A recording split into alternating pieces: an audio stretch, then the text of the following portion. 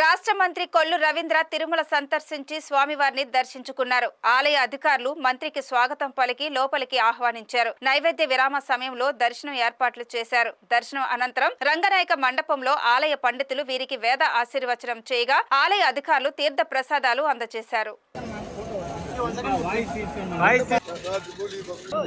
కలియుగ దైవం శ్రీ వెంకటేశ్వర స్వామి వారి దివ్య దర్శనం ఈరోజు చేసుకోవడం జరిగింది.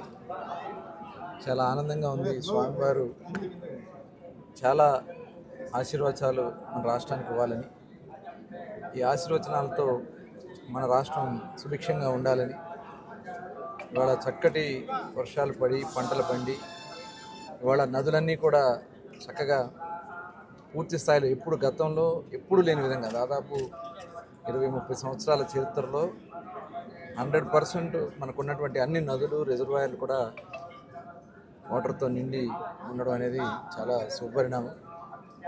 ఇవాళ నూతన ప్రభుత్వం గౌరవ ముఖ్యమంత్రి వర్యులు నారా చంద్రబాబు నాయుడు గారి నాయకత్వంలో, అలాగే ఉప ముఖ్యమంత్రి వర్యులు పవన్ కళ్యాణ్ గారి నాయకత్వంలో ఈరోజు యువ నాయకుడు నారా లోకేష్ గారు మరి మొన్న ఆంధ్ర రాష్ట్రంలో ఉన్నటువంటి విద్యా వ్యవస్థలని అన్నింటినీ కూడా సక్రమమైన మార్గంలో పెట్టే దాంట్లో భాగంగా పేరెంట్స్ మీటింగ్ పెట్టించడం అనేది చాలా శుభపరిణామం.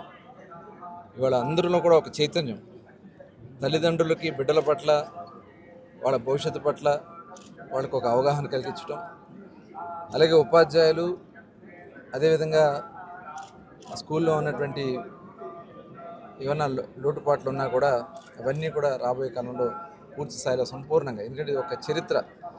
దాదాపు 30,000 పైన స్కూల్స్లో ఒకే రోజు ఒకే సమయంలో పేరెంట్స్ మీటింగ్స్ పెట్టడం అనేది చరిత్ర. తప్పకుండా మరి మంచి భవిష్యత్తు ఆంధ్ర రాష్ట్రానికి రాబోతూ ఉంది. అనేక పరిశ్రమలు రాబోతూ ఉన్నాయి. ఆ పరిశ్రమల్లో ఎంప్లాయ్మెంట్ రావడానికి ఎన్నో అవకాశాలు ఉన్నాయి. ఆ స్వామివారి ఆశీర్వాదాలు కూడా ఆంధ్ర రాష్ట్రంలో ఉండాలని చెప్పి మనస్ఫూర్తిగా కోరుకుంటాను.